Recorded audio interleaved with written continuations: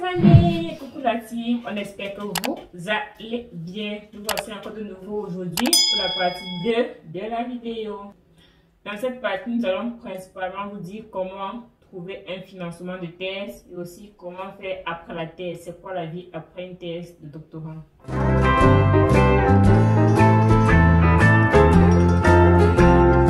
Disons, contrat doctoral, comme intuitivement son nom l'indique, c'est un contrat qui vise à légaliser l'activité que mène le doctorant durant ses années de recherche. Comme tout contrat, il a une durée et en fonction de votre financeur ou bien en fonction de là où vous avez trouvé votre financement de thèse, vous avez différents types de devoirs à accomplir parce que dans votre contrat, vous avez des droits, vous avez des devoirs. Dans le cas d'un contrat doctoral financé par le ministère ou bien par des régions ou bien par une école doctorale bien précise, les attentes ne seront pas forcément les mêmes et le financement ne sera pas forcément les mêmes. À noter que malgré cela, un contrat doctoral qui a un financement a quelques règles bien précises. Du moins, il y a des dénominateurs communs entre tous ces contrats-là. On peut citer par exemple le nombre d'heures par semaine. À noter qu'on parle là de 7 heures par jour, 35 heures par semaine. On parle là des, bien sûr, ça c'est sur le plan légal. Lors de votre thèse, il peut arriver que on n'ait pas exactement ce timing horaire là. On parle aussi de financement. Si vous avez un financement, on parle généralement au minimum entre 1300 et 1400 euros par mois. Pour les contrats chiffres, on est à des taux un peu plus élevés, entre 1700, 1800, 1900. Bien sûr, ça dépend du financement, comme j'ai dit. Mais il faut bien qu'on se mette d'accord que vous avez dans ces contrats-là des devoirs et des droits. C'est-à-dire, ce n'est plus l'initiation à la recherche comme dans le cas d'un Master 2, mais c'est déjà la recherche. C'est-à-dire, vous êtes considéré, vous avez un statut assez ambigu dans ce contrat-là, que vous signez comme le président de l'université, généralement celui qui signe aussi ce contrat doctoral-là, qui engage les deux parties. Comme je disais, vous avez donc ces statuts à la fois de travailleur, parce que vous avez déjà le doctorat, c'est considéré comme une expérience professionnelle, et vous avez encore ce statut d'étudiant parce que vous menez des travaux de recherche dans le cadre d'une université. Donc, ensemble, voilà ce qu'on appelle les contours, d'un contrat doctoral.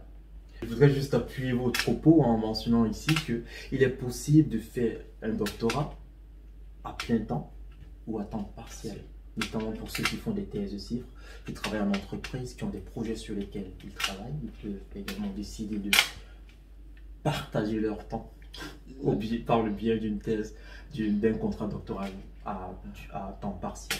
Là encore, effectivement, comme tout contrat, effectivement, la notion de temps plein et de temps partiel doit être une notion qui doit être à l'intérieur de votre contrat doctoral. De telle manière que vraiment, comme j'ai dit dans le début, c'est vraiment pour légaliser le chercheur, le doctorant, de telle manière que son activité soit reconnue. Est-ce qu'il a le droit d'effectuer une activité hors de sa thèse, hors de sa thèse, exactement. Ou alors, il y a même ces contrats-là où en fait, il n'y a même pas de financement, donc du coup, c'est dans ce contrat, c'est lui qui a la charge de trouver la totalité de son financement. Bien sûr, je suis allé dans un cas particulier, mais effectivement, en fonction de votre situation de financement de thèse et d'heures de travail, vous avez un contrat doctoral différent. Mais mettons-nous d'accord. Avoir un financement, c'est plus cool, quoi. Et ça permet généralement de diminuer le nombre d'années que vous mettez en thèse doctorale. Généralement, pour les sciences ce contrat doctoral, comme Claude l'a dit, un financement, la plupart du temps, c'est obligé d'avoir un financement pour des durées de 3 ans, 4 ans avec des dérogations. Et pour le cas des sciences humaines, on peut aller à 5 et 6 ans. Bon, la team, sans plus tarder, nous allons aborder le premier aspect de cette deuxième partie, comment trouver son financement de thèse. Claude, s'il te plaît, tu peux nous dire comment obtenir un financement de thèse? Évidemment, Dorian. Avant toute chose, une fois de plus, je remercie la team de m'avoir donné cette possibilité d'être présent ici pour la deuxième édition de cet événement. Donc, je vous remercie aussi, vous qui écoutez la vidéo, parce que je sais que vous avez déjà écouté la première partie. Donc, je tiens à rappeler ici que nous parlons du doctorat PhD, qui est quelquefois différent des autres doctorats, notamment du doctorat en médecine, par exemple. Okay? Donc, la question qui est posée ici en ce jour est celle de savoir comment faire pour obtenir son financement de thèse. Eh bien, ce qu'il faut savoir, c'est que lorsqu'on parle de thèse, déjà, on fait allusion à deux types de sciences. On parle de sciences molles, on parle de sciences dures. Qu'est-ce qu'une science molle? Qu'est-ce qu'une science dure? Eh bien, une science molle est une science qu'on fait dans le domaine des sciences humaines et des sciences sociales, par exemple. On va parler des lettres ici. Et à la différence de cette science, nous avons la science dure, qui notamment traite des sciences exactes et des sciences naturelles. Vous comprenez ici qu'on peut parler de la biologie, par exemple, on peut parler de la physique qui est le cas chez nous. Okay? Donc, dépendant du type de science dans lequel on veut s'engager, il existe des procédés différents. Je vais m'appesantir un peu plus dans le contexte des sciences dures, qui est le mien. Mais avant, je vais faire un tout petit point sur les sciences molles. Ce qu'il faut déjà savoir, c'est qu'une condition de temps, la durée maximale de thèse dans un contexte français, et plus particulièrement en France, comme je viens de dire, et certainement dans plusieurs pays d'Europe, est de 6 ans.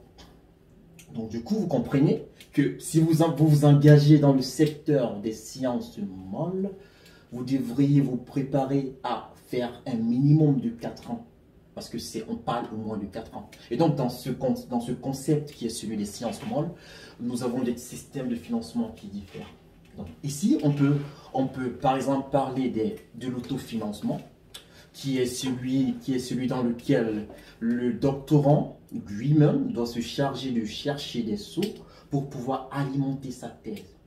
C'est donc une des raisons pour laquelle les écoles doctorales, voyant ceci, ont pensé à étendre ce temps, qui est différent évidemment du cas des sciences dures. Okay? Et donc une condition aussi d'admission pour ça, c'est d'obtenir effectivement, comme on l'a dit dans les vidéos précédentes, un master ou un équivalent ou 5 années d'expérience ou un bachelor sur une durée de 5 ans. Voilà, donc voilà ce qui est dit pour ça. Et entre autres, depuis le début de cette vidéo, nous parlons de l'école doctorale. C'est quoi l'école doctorale? Eh bien, l'école doctorale, c'est tout simplement un établissement qui est dédié au suivi et à la formation des doctorants. On ceci dit, vous qui êtes par exemple à la fac, là, qui vous nous écoutez en ce moment, l'école doctorale pourrait être vue comme l'équivalent de la faculté à laquelle vous appartenez. Vous êtes en fac, vous allez prendre des cours quelque part pour soutenir un master par exemple. Eh bien, c'est la même chose en doctorat. Quand on est en doctorat, on appartient à une institution, à un établissement qu'on appelle école doctorale. Voilà. Donc, pour switcher du coup dans le secteur des sciences dures, ici nous parlons notamment, ce qu'il faut comprendre ici, c'est que la notion d'autofinancement n'existe pas. Parce qu'on parle de sciences dures, le concept est légèrement différent. Donc, je vais tout de suite vous parler des types ou des moyens de financement qui existent dans ce domaine, dans ce secteur, si vous voulez. Donc, voilà, le premier moyen de financement qui me vient tout de suite à la tête, c'est le financement ministériel. Eh bien, c'est quoi le financement ministériel? En fait, c'est le ministère. Là, je parle surtout dans le contexte français, évidemment. Peut-être que la procédure pourrait être la même dans d'autres pays européens ou dans le monde entier, ça je ne sais pas, mais là je m'appesantis un peu plus sur le secteur français.